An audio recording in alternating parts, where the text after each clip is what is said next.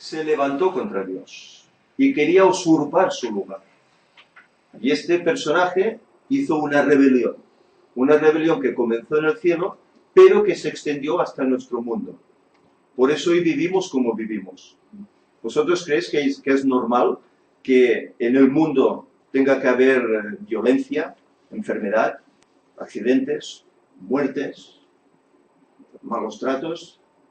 ¿Es normal que esto tenga que suceder? ¿Esta es la vida normal que Dios desearía o desea para cada individuo? No. Esto fue distorsionado.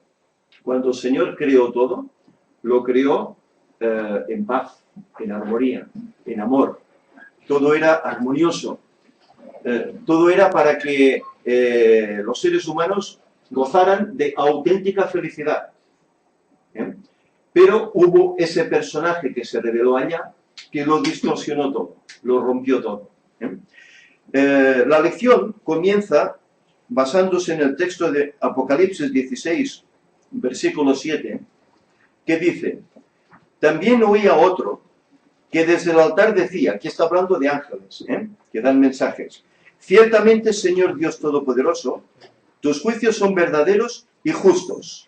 ¿Sabéis? Este capítulo 16 de Apocalipsis, ¿sabéis de qué habla? De las últimas plagas que caerán en este mundo. Y mientras estas plagas están cayendo, hay un ángel que levanta su voz y dice: justo eres, Señor.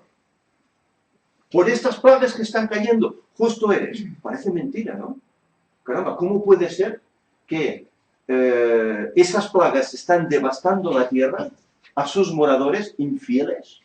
Y el ángel dice: Señor, tú eres justo. Es chocante, ¿verdad? Pero, ¿qué ha pasado? ¿Cuánto tiempo ha tenido el ser humano para conocer a Dios? Para aceptar a Dios, y no lo ha hecho. Y en consecuencia, Dios tiene que poner un punto y final. ¿Por qué? Porque si no, la rebelión, la maldad, la muerte, existiría por toda la eternidad, por siempre jamás. Y el Señor tiene que decir: no, no, esto hay que ponerle un fin.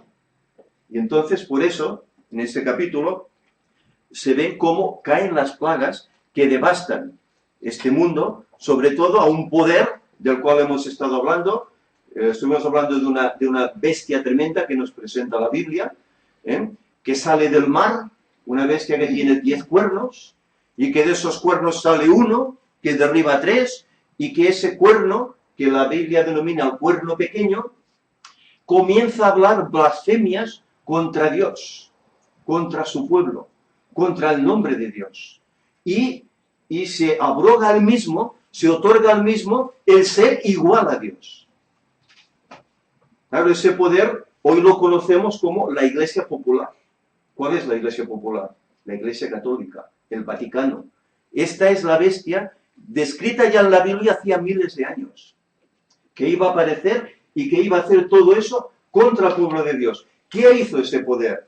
La Biblia nos menciona un periodo profético de 1260 años, en los cuales daría una gran persecución contra los fieles de Dios. Y lo vimos, cómo se cumplió. En el año 538 de la era cristiana comenzó esta persecución, cuando el papado obtuvo todo su apogeo. Y esa persecución continuó hasta 1798. Ahí terminó esos 1260 años. Allí murieron miles de personas por ser fieles a Dios. Fueron quemados, fueron llevados a los circos romanos, fueron torturados, fueron aserrados. Lo más vil que se puede hacer a una persona, les hacían, porque quería exterminar la fe de la tierra. Ese poder estuvo instigado por el diablo, el gran dragón que menciona Apocalipsis, la serpiente antigua, que dice el mismo texto que se llama Diablo y Satanás. Instigó a ese poder a hacer todo este mal. Y por eso el Señor tiene que decir: hasta aquí y de aquí no pasarás. Por eso es que caen todas estas plagas. Ahora bien, esta lección lo que pretende es demostrar cuál es el carácter de Dios. Si Dios es realmente, como a veces se asevera, un Dios castigador, un Dios malvado? A veces la gente lo dice, es que Dios si fuera bueno no permitiría estas cosas, no castigaría, pero Dios no es bueno porque mira lo que hace.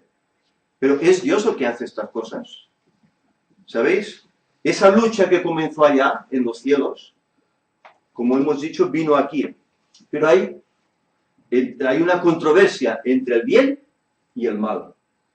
Hay esa controversia entre Dios y entre el diablo, que es ese ángel caído. Hay esa controversia. Y esa controversia ha llevado al mundo a lo que hoy conocemos. Y la lección nos muestra que en un principio este ángel, ¿tenéis Biblias? Sí. ¿Sí? Pues vamos a buscar Ezequiel 28. Vamos a buscar este texto tan solo para tener una visión de quién era este personaje. 28:12. Del 12 al 17, si alguien lo quiere leer. Sí, Ezequiel 28 del 12 al 17. Hijo de hombre, levanta endecha sobre el rey de Tiro y dile, así ha dicho Jehová el Señor, tú eras el sello de la perfección, lleno de sabiduría y acabado de hermosura. En Edén, en el huerto de Dios estuviste, de toda piedra preciosa era tu vestidura, de cornelina, topacio, jaspe, crisólito, berilo, iónice, de zafiro, carbunclo, esmeralda y oro. Los primores de tus tamboriles y flautas estuvieron preparados para ti en el día de tu creación. Tú, querubín grande, protector, yo te puse en el santo monte de Dios, allí estuviste. En medio de las piedras de fuego te paseabas, perfecto eras en todos tus caminos desde el día que fuiste creado, hasta que salió en ti maldad. A causa de la multitud de tus contrataciones fuiste lleno de iniquidad, y pecaste por lo que yo te eché del monte de Dios y te arrojé de entre las piedras del fuego, oh querubín protector. Se enalteció tu corazón a causa de tu hermosura, corrompiste tu sabiduría a causa de tu esplendor, y yo te arrojaré por tierra, delante de los reyes te pondré para que miren en ti. Muy bien, muchas gracias. ¿Notamos lo que está diciendo el pasaje? Aquí está hablando de un querubín protector. ¿Os acordáis en el santuario? En el arca, ¿qué había encima del arca? 2 querubines protectores, con sus alas extendidas. Este ángel estaba haciendo esta función en el cielo. Querubín protector. Pero aquí, ¿qué dice? Que a causa de su hermosura, de su sabiduría, ¿qué hace? Se enalteció su corazón. Se levantó contra Dios. Y dice, ¿cómo caíste? ¿Cómo caíste? ¿Por qué? Dios creó el mal, creó a ese ser imperfecto. No, lo creó perfecto. Pero por unas causas que aquí define, a causa de su hermosura, de su sabiduría, pero ese fue realmente el motivo. No se puede explicar exactamente el por qué nace el mal en el corazón de ese personaje. Tú estás en el reino de Dios, tienes un privilegio, estás en un lugar privilegiado allá, y de repente en ti nace el levantarte contra tu Creador. ¿Por qué? Si lo tienes todo. Eres feliz, eres el más portentoso de todos los seres creados, de todos los ángeles. ¿Por qué? ¿Podemos entender el por qué se tuvo que levantar ese orgullo, ese mal en él? No se puede comprender. Pero la cuestión es que lo hizo. Y claro, a la vez, él, con esta revelación, desea aseverar ante todo el universo que Dios es injusto y que Él tiene la razón. Y esa ha sido su lucha, intentar demostrar que Dios es el que está equivocado y que Él es el bueno, y que todos tienen que hacer lo que Él dice.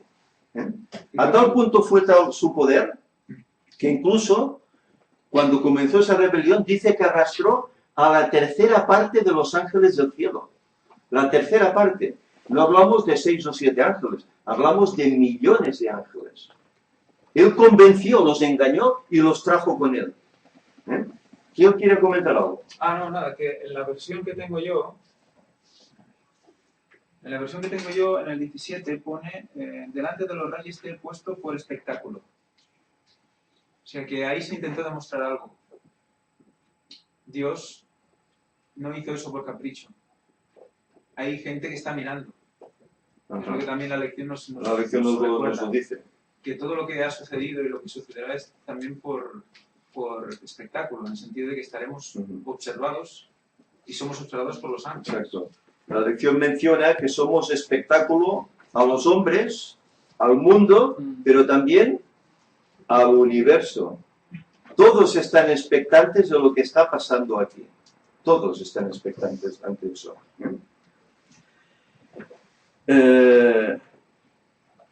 Vamos a seguir adelante. Decíamos que el papel que desempeñó este ángel cuando se reveló fue desprestigiar el carácter de Dios y decir que Dios era malo, que su ley era injusta, que no se podía guardar.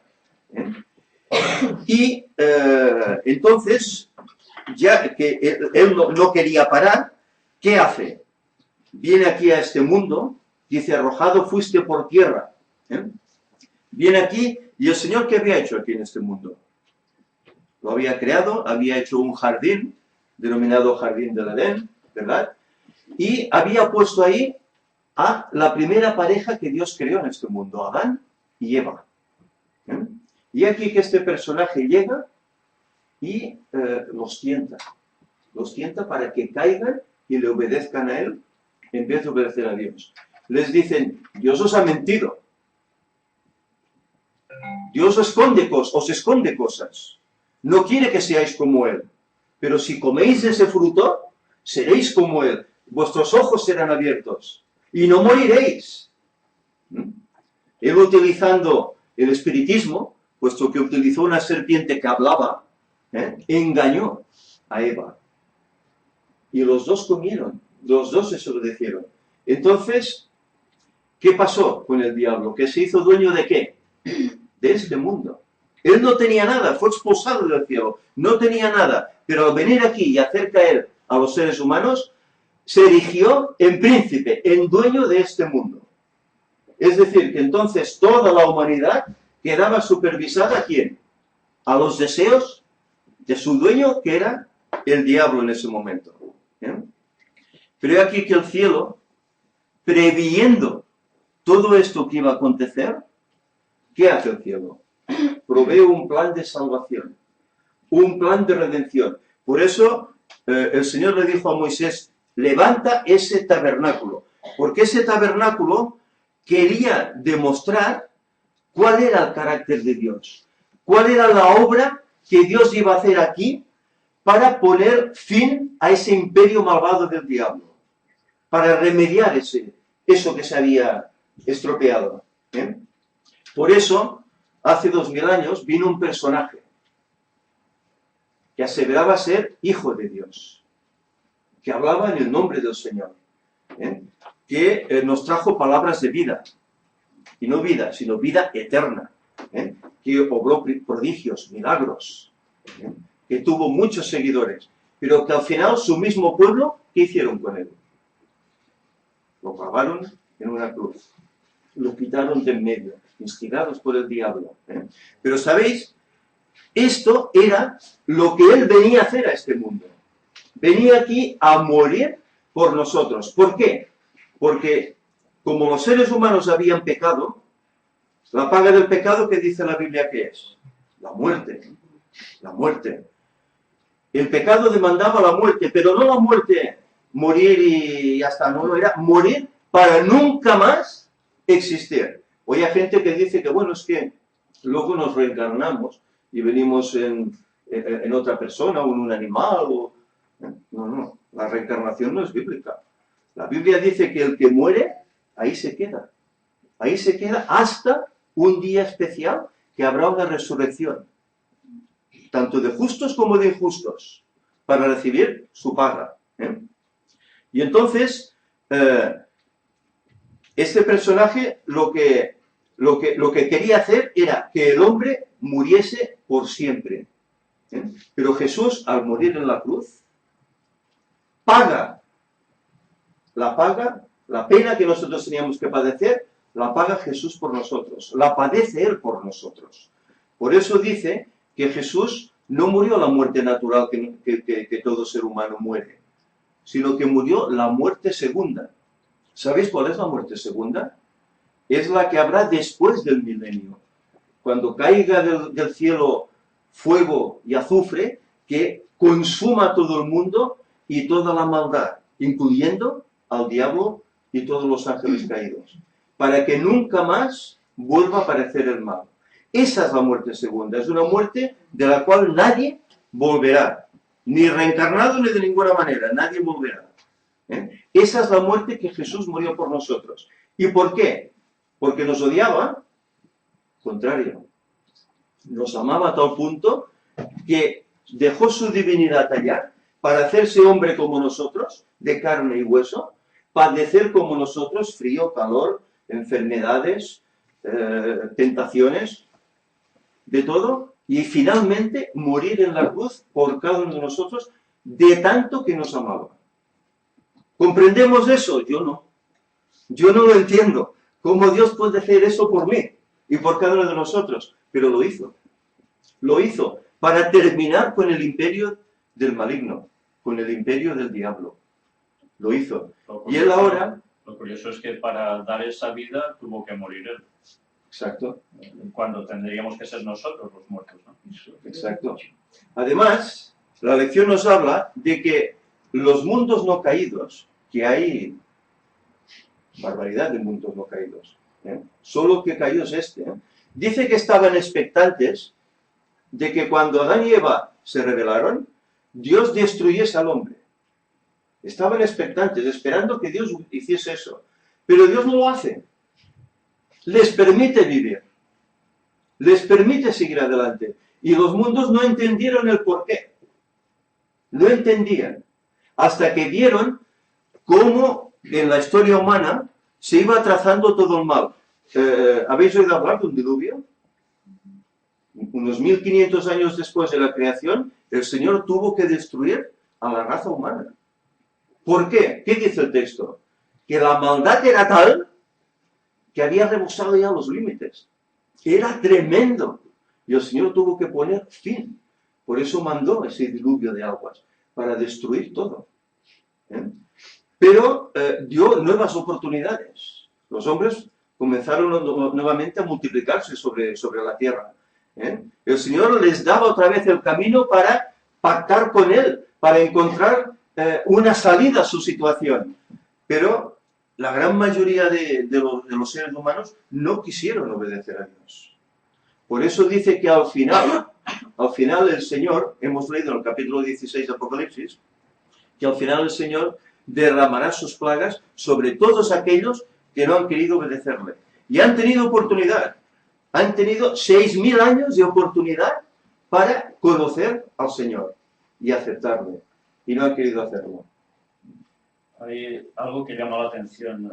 La parte del domingo decía revuelta en el santuario celestial, que es cuando Satanás se rebeló, ¿no? Sí. En el lugar donde se rebeló.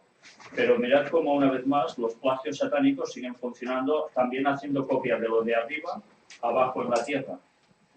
De hecho, ¿por qué se instauró la misa como tal? Sencillamente la misa era una sustitución de lo que se hizo tanto en el tabernáculo en la tierra, como muy anteriormente, lógicamente, claro, en el cielo, ¿no? Claro. Siempre los plagios satánicos no inventan nada, sencillamente sustituye cosas a su favor. Sí, sí. Claro, la misa es una adoración al diablo, no una adoración a Dios. Es un sustituto. Aquí hay un ejemplo que nos presenta la lección en el libro de Job. ¿Habéis oído hablar de Job? Un hombre, parece ser que era justo, un hombre bueno, tenía muchos hijos. Era justo. Lo dice la Biblia. Pero he aquí que el texto dice que un día vinieron los hijos de Dios a presentarse ante el Señor. Y entre ellos dice que ¿quién había? Satanás. Satanás también, Y le dice, ¿de dónde viene? Dice, de andar y rodear la tierra. ¿Por qué? Porque era suya. Tenía la facultad de dominar toda la tierra, ¿no? Y el Señor le dice, ¿no has considerado mi siervo Job?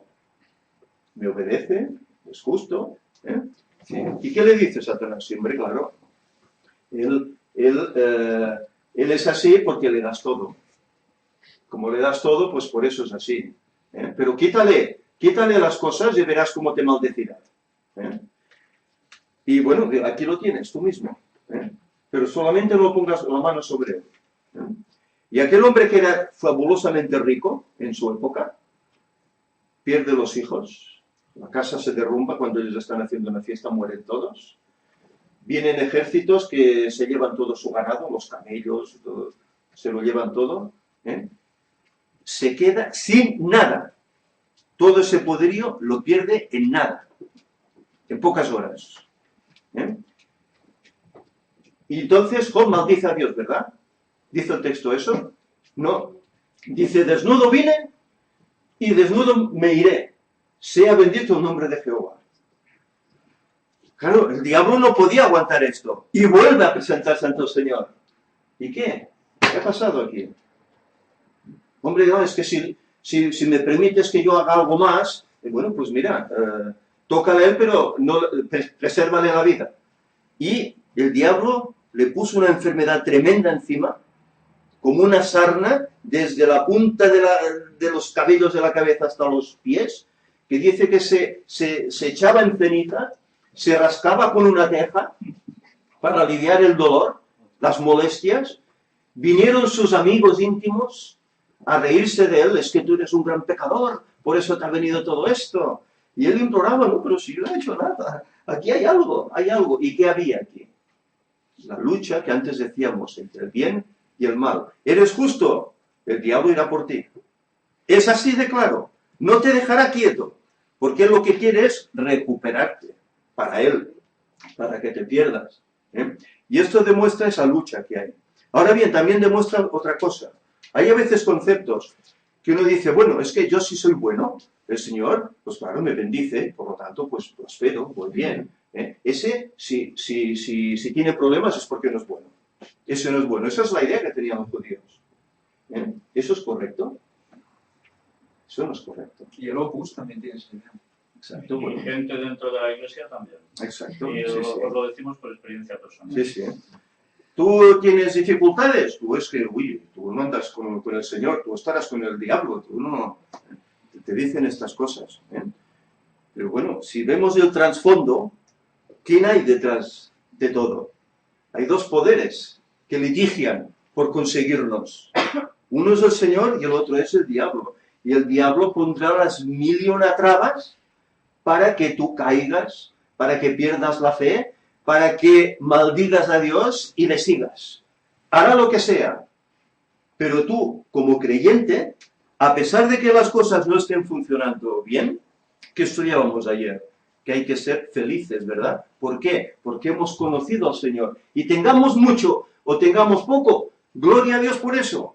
Gracias a Dios por eso. Y seguir adelante. ¿Por qué? Pues porque sabemos que esta es la lucha que hay en este mundo hasta que Cristo vuelva. Y esta lucha la tendremos. Y por eso el ser cristiano no es garantía de que todo va bien. No. Peor aún. Porque el diablo estará ahí. Te has escapado de él. Has aceptado al Señor. Él no lo quiere eso. Y pondrá todas las trampas posibles para recuperarte. Y es así. Por eso hay problemas. Pasa que hay gente que no lo entiende. Y se cree que, bueno, que padeces porque es muy malo, ¿no? El que padece tal vez es porque está haciendo mejor las cosas que aquel que no padece. Y es por eso. ¿Qué querías comentar? Sí, quería comentar el aspecto este de la lucha entre el bien y el mal, del gran conflicto, y un poco llevarlo a los tiempos que vivimos hoy en día. Y cómo, lo que decías, ¿no? La lucha entre los dos poderes, ¿no? Y quizás lo que debemos recordar es cómo los dos poderes quieren comunicar con nosotros. Dios nos ofrece la adopción como hijos y nos dice, ven a mí y búscame y me encontrarás, ¿no? En cambio, Satanás busca todas las maneras posibles para entrar en tu cerebro. Porque Satanás, Dios no le permite saber lo que hay en tu mente. Entonces, ¿cuáles son los caminos de Satanás? Él no puede leer los pensamientos, de nuestra cabeza. Al contrario de lo que mucha gente cree. Y entrará a la fuerza. Entonces, ¿cuál es el camino que busca? Como hemos estudiado en todas las conferencias, los sentidos. Los sentidos, todo lo que va directo a dónde, a nuestro cerebro. ¿vale? La vista, el oído, el olfato, el gusto, el tacto. Todo llega al cerebro. Por lo tanto, eso, en el momento que se corrompe alguno de los sentidos, hay acceso directo de Satanás en nuestra mente. Esa es la lucha, ¿no? Y cómo el hecho de poder distinguir esos pensamientos que te vienen, de quién viene, comparándolo con los 10 mandamientos, es lo que te va a hacer purificar, lo que te va a hacer limpiar, ver cuál es el resultado de toda esa lucha, qué son tus actos, ver si esos actos vienen de Dios o no vienen de Dios, va a ser lo que va a hacer que tú los niegues y te concentres solo en los adecuados. Tú antes decías que nosotros somos espectáculo, ¿verdad? Y realmente es así, somos espectáculo. Y todas nuestras acciones, hay un registro en el cielo, hay unos libros de memorias, etcétera, libros de la vida, en los cuales se anotan todos los actos que nosotros hacemos. Y ya que todo se anota y que nos están observando, ahora fijaros, que este techo estuviera fuera y que aquí atrás hubieran pues unas cuantas personas que estuvieran aquí observando, a ver, ¿qué hacemos cada uno de nosotros? Pues esto es lo que está pasando en la realidad. Lo que pasa es que esta lucha es invisible. Nosotros no la vemos físicamente. Nosotros vemos un soldado con su fusil, un tanque, esto sí que lo vemos, ¿verdad? Pero esta lucha no la podemos ver, pero la palpamos. La palpamos porque la padecemos. La padecemos con la enfermedad, la padecemos con las dificultades que nos ponen los que se ríen de nuestra fe. La padecemos de muchas maneras, esa lucha. Pero quiero decir con esto que, ya que estamos siendo observados, si no queremos que el diablo tome posesión de nosotros, entonces, ¿qué tenemos que hacer? Pues tenemos que acudir al Señor, leer su palabra, ¿verdad? Orar, pidiéndole fortaleza, para no caer ante las tentaciones del maligno y así salir adelante. Pero no por el miedo de un castigo que podamos recibir o de una recompensa que nos van a dar, sino tan solo por aquello que Jesús hizo por nosotros. Él nos amó tanto que dio su vida por nosotros, que como agradecimiento, lo que yo tendría que hacer personalmente es poner todo en sus manos para hacer su voluntad, a su manera. Hacer lo que Él quiera de mí. No hará nada malo, al contrario, me utilizará para bien, para que yo viva feliz y pueda llevar el mensaje a otros. Él hará eso. Ese es el objetivo que nos tenemos que mover. No hacer las cosas por recompensas. Pues que si no lo hago me perderé, o si lo hago tendré tal. No. Yo tengo que hacerlo como un pago al Señor de lo que ha hecho por mí. Él ha venido aquí a morir por mí, para salvarme. Pues yo tengo que agradecérselo de alguna manera, ¿verdad? Y qué mejor agradecimiento es que cuando Él venga, yo sea de esos que esté preparado para recibirle. Para Él será un gozo. ¿Qué queréis comentar? No, simplemente que tener en cuenta la bendición, que cuando oramos y cuando nos dirigimos al Señor, siempre el Señor está con nosotros y siempre nos bendice y nos ayuda, nos protege y nos encamina. O sea que esta lucha no la llevamos solos, sino que está Cristo con nosotros, el Espíritu Santo y el Padre. Entonces somos vencedores en Cristo, esto hay que tenerlo más que claro. El demonio está allí y hará su trabajo, pero nosotros buscando al Señor y orando y buscando su palabra y intentando hacer su voluntad, el Señor siempre nos bendice y somos vencedores. Esto hay que tenerlo más claro. Claro, nosotros también como un soldado tenemos nuestras armas para luchar en esa lucha. Un arma es esta, la Biblia. Esta es la primera. Y otra arma que tenemos es la oración. El contacto permanente. Bueno, y la tercera del Espíritu Santo también, que sin el Espíritu Santo no vamos a ningún lado. La obra de, bueno, sí, de Cristo y demás, pues bueno, el Espíritu Santo, bueno, tampoco quiero profundizar más de la cuenta, ¿no? Pero que hay que tener claro los tres muebles del lugar santo, ¿no? Y que es la oración, la palabra y el Espíritu Santo. Sí, lógicamente. Y recordar que, como dice el apóstol Pablo en su palabra, de que a los que aman a Dios, todas las cosas le vienen a bien. Exacto. Y cuando se refiere a todo es todo, bueno, sea malo, Sí, sí, todo sí, Dios sí, lo sí. hace para nuestro propio beneficio, aunque a veces a nosotros nos parezca, ¿por qué me está pasando esto? ¿Por qué estoy pasando por estas pruebas si soy cristiano? Pero eso Dios lo utiliza para nuestro beneficio, porque Él lo que quiere es refinarnos, que estemos aptos para entrar al cielo. Entonces, cada vez que nosotros tengamos alguna prueba o algo, démosle gracias a Dios por eso.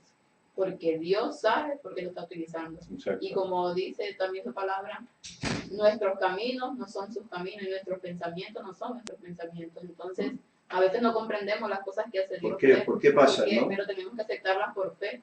Porque si nos decimos que realmente conocemos a Dios verdadero, tenemos que movernos por fe. Exacto. Recordemos que para habitar en el cielo tenemos que llegar a una santificación. Y esa santificación se logra mediante vicisitudes, pruebas, problemas que uno pasa a través de los años en su vida. Por eso hay que dar gracias a Dios por eso, porque esto lo que hará es pulirte, ir quitando esas cosas que te entorpecen seguir adelante.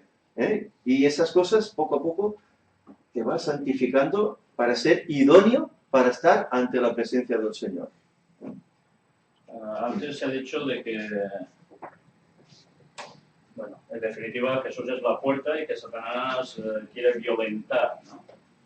Pero que no entra si no se le da acceso. Pero entonces, ¿cómo explicamos que haya niños que nacen endemoniados como el hijo o la hija de Walter Bate? Sí, sí. ¿Por qué? ¿No hay una explicación a esto? A veces, cuando hacemos las cosas, no nos damos cuenta de que hay cosas que trascienden la vida normal, lo que se entiende por lo habitual. Sí. Y hay estas excepciones que suceden. Entonces, esto nos debe hacer pensar mucho, sobre todo a los padres. Nos lleva a pensar cuando precisamente algo sucedió en Egipto cuando tenían que salir en la Pascua. ¿Por qué los niños del pueblo hebreo no estaban siendo afectados por la muerte masiva de primogénitos como así aconteció con los egipcios? Porque los padres estaban por lo que debían estar y sus hijos estaban protegidos y por tanto fueron salvos. No así, en cambio, los de los egipcios. Por tanto, Satanás quiere entrar y a veces lo hace incluso sin que tu razonamiento le abra la puerta, porque un niño de cuna evidentemente no está razonando eso. Entonces, tantas veces puede haber casos de posesión que venga incluso por parte de la familia o de los propios padres. Y eso debemos tenerlo presente, pero ante eso también hay la misma lucha que tiene el cristiano, las mismas armas. Lo que antes, bueno, habéis dicho todos, ¿no? La oración, la palabra, etcétera, etcétera. Y evidentemente una conversión y entrega total. Si no, eso no se arregla. Pero es lo que comentaba Fanny antes, ¿verdad? Que todas las cosas son para bien, ¿no? Esta experiencia que vivió Walter Bate sirvió que un hombre que era ateo, gracias a eso, se convirtiera a la fe. Y ese hijo fuera sanado de esa pero también eso venía de algo, y era haber estado puestos en masonería y cosas extrañas. Claro, es que cuando uno entra en terrenos espiritistas, ouijas, brujería, etcétera, cuidado, porque estamos en el terreno del diablo. Estamos en su casa. Entonces, cuidado. Cuando queramos salir de allí, vamos a tener graves problemas. Porque tendremos personajes que se nos aparecen como sombras, que nos quieren ahogar o que nos quieren provocar un accidente, aparecerá, para que no nos escapemos de su casa. Sí. Bueno, que sí, también, bueno, en la Biblia también, pues, el diablo también utilizó a Pedro, ¿no? Para que Jesús no fuese, ¿no? Al Calvario, ¿no? Entonces, pues bueno, este es el misterio también de la iniquidad, que hay mucho que descubrir ahí y es un tanto difícil, ¿no? Profundizar en este tema, ¿no? Pero bueno, yo sigo pensando que somos vencedores en Cristo, que tenemos que escudriñar la Biblia y eso nos fortalece mucho, ¿no? Claro que sí. Claro que sí. Bueno, disculpas a los que están escuchando por el golpe. Si recordamos Éxodo 20, 5, El segundo mandamiento sigue, primero dice el 4, dice: no te das imagen ni ninguna semejanza de lo que hay arriba en el cielo, ni abajo en la tierra, ni en las aguas debajo de la tierra. Que no te postrarás ante ellas, ni les darás culto, porque yo soy Jehová tu Dios, fuerte, celoso, que visito la maldad de los padres sobre los hijos, hasta la tercera y cuarta generación de los que me aborrecen. O sea, esto nos sirve para recordar esto que estamos hablando. Evidentemente hay muchos tipos de pecado. Está el pecado original, heredado, del cual tenemos una parte, y después tenemos la herencia de pecado de nuestros parientes a lo largo de toda la línea genealógica. Y luego tenemos que sumar nuestros propios pecados. Y de eso heredan nuestros hijos. Sí, O sea que, evidentemente, hay una parte hereditaria y luego está lo que tú puedes hacer para mejorar eso. Pero lo que sí que dice la Biblia es que esa línea, esa cadena se puede parar y se puede cortar. O sea que sí que hay que matizar todas las proveniencias del pecado. Claro, cuando el Señor entra en esa ecuación, entonces las cosas cambian, ¿verdad? Vamos a avanzar, puesto que el tiempo ya se nos pasa. Hay aquí un apartado que no me gustaría dejar al margen, y es el apartado del miércoles que nos habla acerca de la vindicación en el juicio. Antes de ir al miércoles. ¿Sí?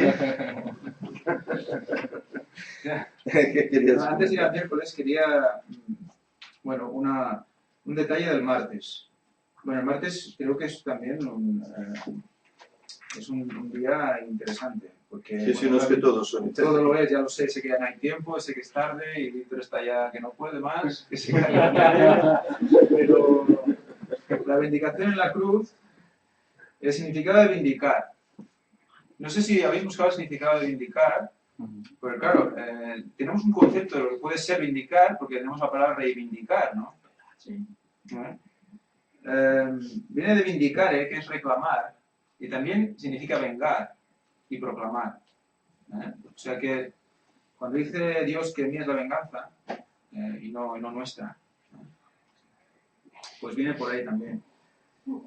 Y luego el hecho de que casualmente estaba leyendo yo esta semana en la Biblia Ruth, y me gustaría que alguien pudiera encontrar Ruth 4 del 1 al 7 y otro pudiera encontrar Romanos 3:24.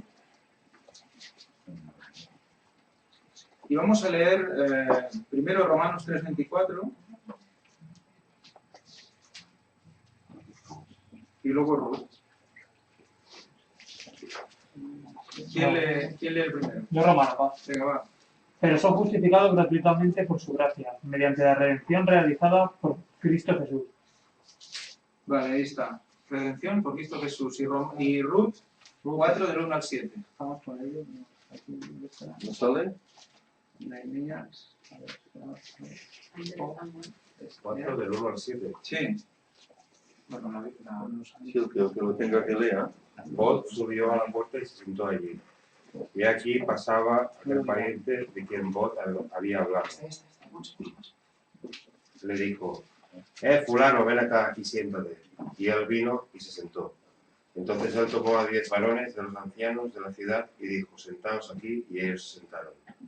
Luego dijo al pariente: Noemí, que ha vuelto del campo de Moab, vende una parte de las tierras que tuvo nuestro hermano Elimelech. Y yo decidí hacértelo saber y decirte que la compres en presencia de los que están aquí sentados y de los ancianos de mi pueblo. Si tú quieres redimir, redime, y si no quieres redimir, decláramelo para que yo lo sepa, porque no hay otro que redima sino tú y yo después de ti. Y él respondió: yo redimiré. Entonces replicó Booz: el mismo día que compres las tierras de mano de Noemí, debes tomar también a Ruth, la moabita, mujer del difunto, para que restaures el nombre del muerto sobre su posesión. Y respondió el pariente: no puedo redimir para mí, no sea que dañe mi heredad. Redime tú usando de mi derecho, porque yo no podré redimir. Había ya desde tiempo esta costumbre en Israel tocante a la redención y al contrato, que para la confirmación de cualquier negocio, el uno se quitaba el zapato y no daba a su compañero. Y esto servía de testimonio en Israel. Fijaros, la palabra redención en Romanos 3:24 y la palabra redención en Ruth. en la vida real del hebreo, la redención era una parte importante. Aquí en el caso de Ruth es una viuda en la cual un pariente cercano la toma, porque las mujeres en aquel momento sin marido, sin nada, eran repudiadas, y bueno, eran viudas y no tenían sustento, no tenían cómo vivir. Y el pariente más cercano la tomaba y la redimía. O sea que estamos viendo el rescate. Le daba la vida, Le daba la vida otra vez. La mantenía, Le daba otra vez la posibilidad de seguir viviendo. O sea que hasta en estos detalles, Dios nos presenta, en detalles escritos de la vida diaria, nos presenta lo que hizo Dios por nosotros. Y si recordamos Cantares, en el que se representa evidentemente a la relación entre novio y novia, marido y mujer, pero también se está simbolizando la relación entre Cristo y su iglesia. Cuando siempre en la Biblia se habla de Cristo como el novio, la iglesia como la novia, o el esposo y la esposa, pues eso va directamente dirigido al matrimonio, que debemos ser como Cristo y el pueblo de Dios, como Cristo y su iglesia, unidos, una sola carne. Entonces, una viuda, en simbología, a Cantares, sería una novia sin novio, una esposa sin esposo, un pueblo sin Cristo, o un pueblo sin Dios. ¿Veis la idea? O sea que somos viuda, somos la viuda si no tenemos a Dios. Sin Dios no tenemos salida. La viuda en aquellos tiempos no tenía salida sin un marido.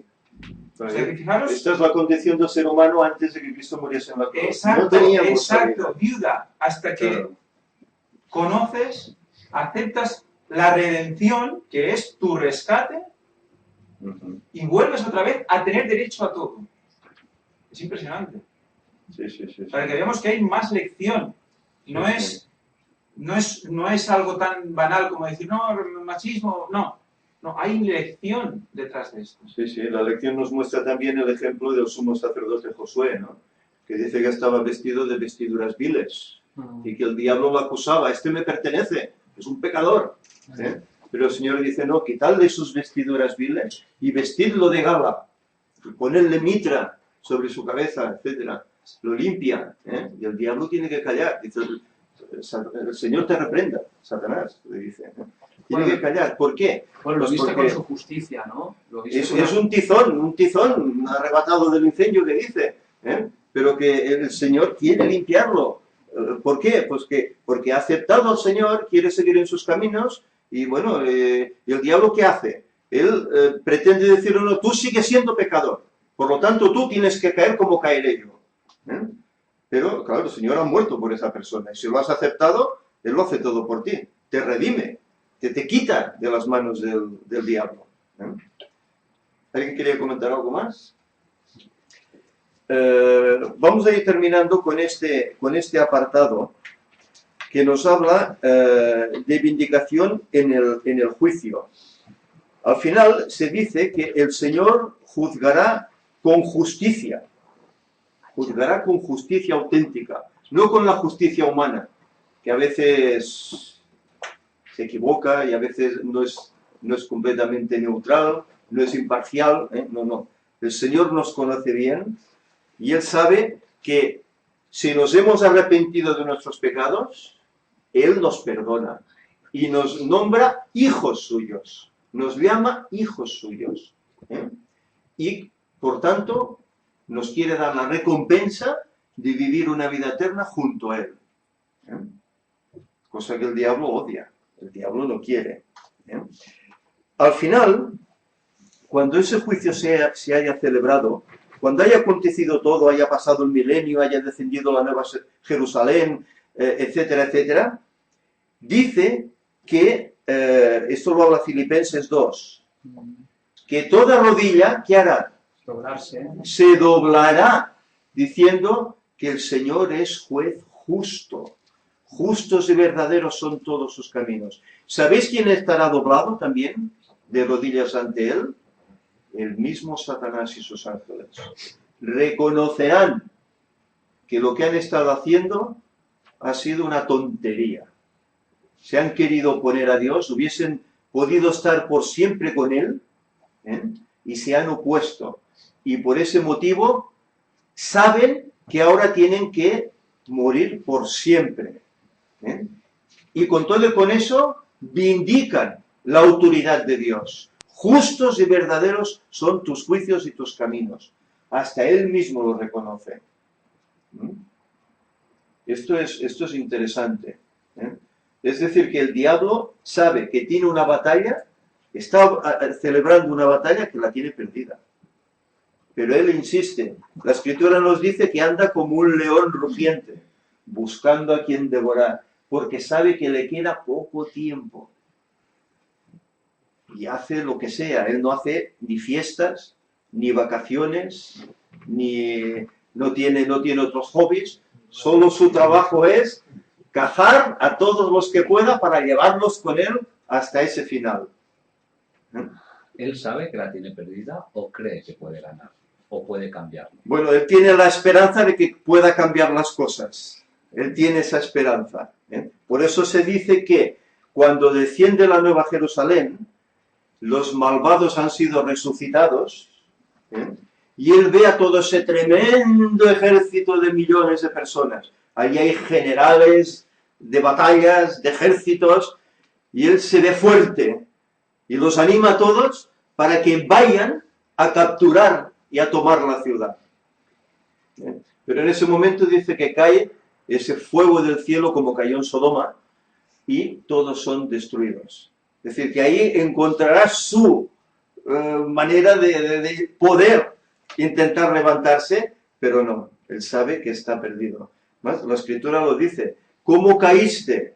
Echado fuiste por tierra, pero dice hasta el Seol. El Seol es la profundidad, es el no levantarse, es la destrucción, la muerte, ¿eh? Hasta ahí. Él sabe que eso es así y no se puede cambiar. Pasa que, bueno, mientras hay vida, hay esperanza. Y él luchará, Es que luchará por intentar. sabe las profecías, sabe de Dios, cree en Dios, pero no cree a Dios. No, claro, no, porque Él lo conoce, pero no... Es como el niño, aquel niño pequeño que le dices, no comas esto. Dice, va, no. Y sabe que no le va bien. Y sabe que no debe comerlo. Pero él cuando se pone delante del dulce, dice, bueno, va. ¿No? Y lo come. Sí, Pues es lo mismo. ¿Eh? No hay maneras. Cae. Y también, si entendemos también el pecado como hipnosis, si entendemos el pecado como un estado hipnótico, entenderemos muchas cosas. La base de las conferencias, de las últimas 100 conferencias, creo que ya, o 80, ya no sé cuántas llevamos, de las cortes dimensionales, Sí. 50 y algo, 54. 54, pues se basa en este concepto, en la hipnosis, en el concepto de que el pecado es un nivel de hipnosis. Por lo tanto, si la Biblia dice que no hay justo ni aun uno, todos tenemos un nivel o otro de hipnosis, un nivel o otro de pecado. Evidentemente, aquellos que niegan el poder del Espíritu Santo o asocian a Satanás el poder del Espíritu Santo, es el grado de hipnosis tan profundo del cual no pueden volver, como explica la palabra de Dios. Sí. O sea que, imaginemos, incluso habla también Isaías 44, del 9 al 19, ayer lo estuvimos repasando, no es que me sepa de memoria la Biblia, pero es que justo ayer lo estuvimos repasando con Marisa y con Tony, que los que adoran ídolos, los que hacen la talla y todo, dices, estamos adorando ídolos y estamos aquí, esto va al fuego y luego yo me hago un ídolo y lo adoro, ¿no? O esto lo sirvo para hacerme unas cosas y luego me hago un ídolo y lo adoro. Pues dice que esta gente no serán capaces de discernir que tienen un trozo de madera en la mano y no tienen a Dios. No serán capaces. Sí, porque el pecado ciega a tal punto. Exacto. Dice literalmente eso, que no serán capaces de abrir los ojos y ver que es un trozo de madera. O sea, es imposible que lo vean. O sea, el grado de hipnosis es brutal. Y eso nos pasa en el día a día. En el día a día nos pasa. Cuando nos damos cuenta de que hemos hecho algo que realmente no es lo que Dios quiere, es porque nos la hemos pegado, porque algo nos ha hecho abrir los ojos de verdad y verlo. Y es así realmente. Por eso en las conferencias lo que se pretende y se está consiguiendo con la ayuda del Señor es que las gentes abran los ojos y vean en la condición que estamos. Y que hay que salir de esa condición. Y hay que buscar al Señor. No por lo que antes decíamos, no porque yo voy a tener luego una recompensa, no, sino simplemente porque Él ha hecho todo eso por nosotros, porque nos ha amado y nos busca y desea nuestro bien. Desea nuestro bien. Simplemente eso. El Señor se gozará cuando venga por segunda vez y vea, pueda ver a todo este grupo. Puede haber todo este grupo allá esperándole en pie. Él se gozará de todo esto, porque verá que su sacrificio no ha sido en vano, que ha servido para que muchos se salven. ¿Sabéis la cantidad de personas que han perecido con la fe en Jesús y han muerto de maneras horrendas? Mirad, esta semana estaba repasando unos vídeos que hay en internet que se titulan Un santuario en el tiempo. Son 5 episodios, 5 vídeos, que nos hablan acerca de la observancia del sábado desde la creación, desde el Edén, hasta la eternidad, pasando por toda la historia de este mundo. Y nos menciona cómo en diferentes lugares, Rusia, Irlanda, etc., ha habido persecución sobre aquellos que han querido ser obedientes a Dios, guardando el sábado, inclusive. Ha habido oposición tremenda, hogueras, decapitaciones, lo más horrendo que podamos pensar. Pero murieron cantando, alabando a Dios, porque habían ganado la batalla. ¿Qué decía Pablo? He acabado la carrera, he guardado la fe. Por lo demás, me está guardada la corona de justicia. Una corona que el Señor quiere dar a todos aquellos que venzamos. Venzamos aquí al pecado, venzamos aquí al maligno, al diablo. No vale la pena estar aquí perdiendo el tiempo en las cosas que el mundo nos ofrece, cuando aquí realmente, una vez conocemos la palabra de Dios, sabemos que estamos preparándonos, santificándonos para poder estar en la presencia del Señor por siempre jamás, por toda la eternidad. ¿Para qué entonces perder el tiempo en poseer, en fastidiar al vecino, al hermano? ¿Por qué? Si lo que tengo que procurar es el bien de los demás. Que conozcan al Señor, que vivan felices, que salgan de esta situación en la cual estamos todos sumergidos.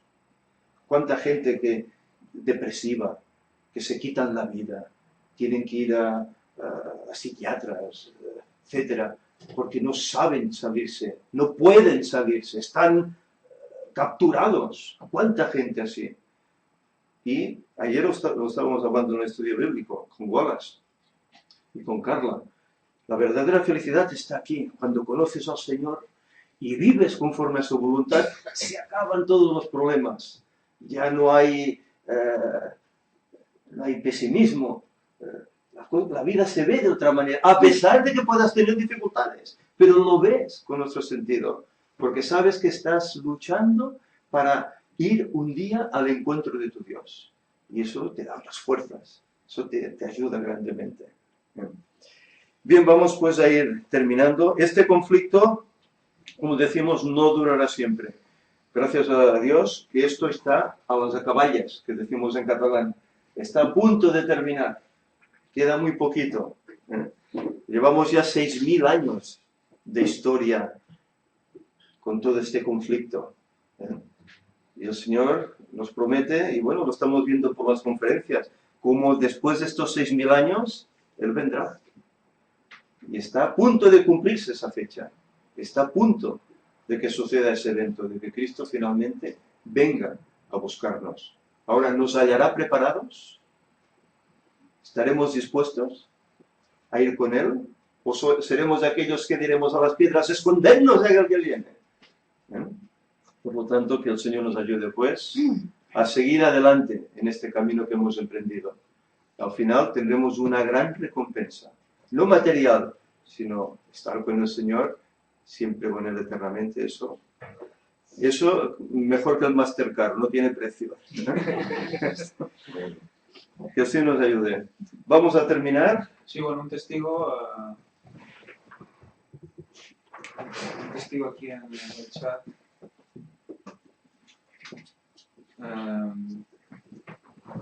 Bueno, dice Rosana que hoy es un día muy feliz para ella porque se bautiza a su hijo esta tarde. Amén, pues. Creo que es argentina, si no me recuerdo Sí, mal. sí. Ajá. Y también Lupi dice, he dejado de fumar, de beber drogas, mujeres, etcétera, desde que conozco su palabra. Me parece increíble lo que he cambiado y solo espero que me ayude en todo lo que me queda. Gracias a Dios llevo su trabajo. Amén. También Jara dice, yo era ateo agnóstico y este verano Dios me ha levantado, pero aún no me he bautizado. Todos están a las esperas de bautizarse. A las puertas. Y bueno, nada, solo eso. Bueno, es el agradecimiento que hay que dar al Señor, porque todo este ministerio que está haciendo, este mensaje de Apocalipsis 18 que se está esparciendo por todas partes, está haciendo que gentes de todas las índoles estén aceptando el Evangelio. Gente atea, gente que han estado en reikis, en espiritismos, en otras religiones, que creían que estaban bien, católicos, etc. Ex-adventistas que están volviendo. Están aceptando al Señor, están pactando con Él.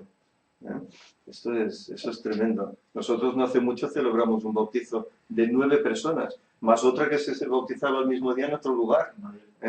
10 personas en un solo día se bautizaron por este ministerio. Gente de diferentes culturas, posiciones sociales, etcétera, que aceptaron el Evangelio. Cuando hoy la iglesia se pregunta, ¿y cómo hacer para llevar el Evangelio? Porque les hablas del amor de Dios y no reaccionan. Claro, porque hay que hablar de otras cosas. Hay que hablar de qué está pasando en el mundo, de esa batalla entre el bien y el mal, de lo que está haciendo el diablo con los gobiernos, etcétera, llevándose en el orden mundial. Y todo esto, la gente, si se lo dices, abre los ojos y se da cuenta. Por eso hay ateos que de otra forma no llegarían y ahora llegan. Eso es motivos para dar gracias. ¿Queréis comentar algo más?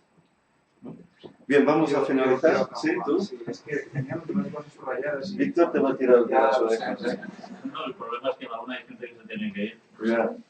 Y son ya las 12. Bueno, lo único, si nuestra vida es para ir a la de Jesús y Jesús fue humillado hasta lo sumo para ser exaltado hasta lo sumo, creo que debemos entender eso como un paralelismo a lo que nosotros debemos hacer. Luego recordar que dice aquí que Satanás vio que su disfraz había sido arrancado, su administración estaba desenmascarada delante de los ángeles que no habían caído y delante del universo celestial. Se había revelado como homicida al derramar la sangre del Hijo de Dios. Había perdido la simpatía de los seres celestiales. Fijaros, hasta que Cristo no murió, aún había seres celestiales con cierta... Había esa duda. Tenía razón, Satanás tenía razón. Había esa duda. O sea, era necesario, evidentemente. Entonces, ¿qué más? Lo último ya, la última frase, bueno, no la última, pero penúltima. Elena White, mensaje selecto. Satanás había acusado a Dios de los atributos que él mismo poseía. ¿Cuántas veces juzgamos a alguien y nosotros somos los primeros? Y lo último ya que dice, la misión de Cristo, tan oscuramente comprendida, tan débilmente interpretada. Quedaos con esto porque creo que va a ser la base de las futuras conferencias.